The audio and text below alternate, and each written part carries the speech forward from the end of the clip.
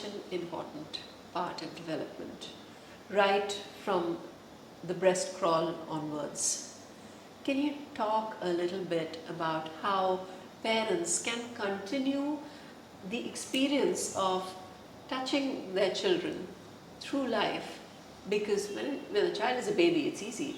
When your child is a teen who just wants to distance themselves from you, how do you still continue that?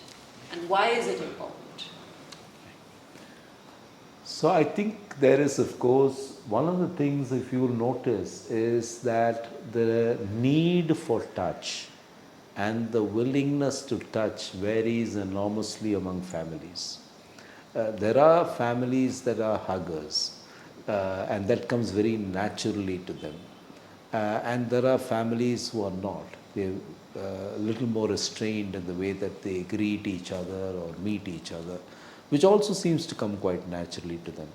So, the one element of touch is to understand that our sensory needs as human beings and our comfort with sensory activity is enormously variable.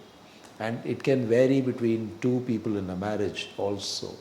And it can certainly vary across generations between parents and children.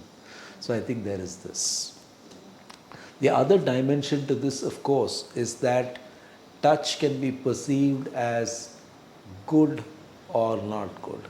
And you often read of people who say, oh my God, that person made my skin crawl, or whatever. So, in a sense, there is that element to touch also where it's perception.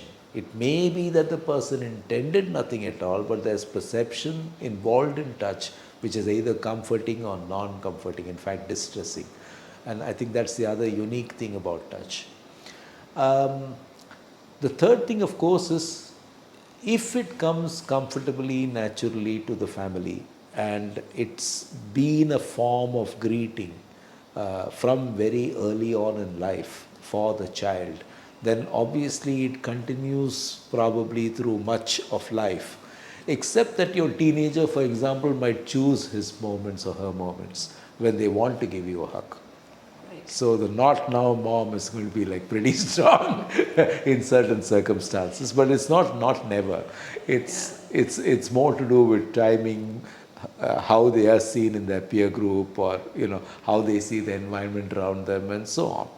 So to a very large extent, giving them the freedom and the opportunity to do it, but not being overpowering in our need for it or expression of it, especially when they go through those difficult years. Because very small children don't mind. Once they've grown up and they're comfortable in their skin, they don't mind. But it's the teens who find a transition there, and the transition can be a little more complicated across sexes as well. So in a sense, giving them that time to adapt to all that is probably wise.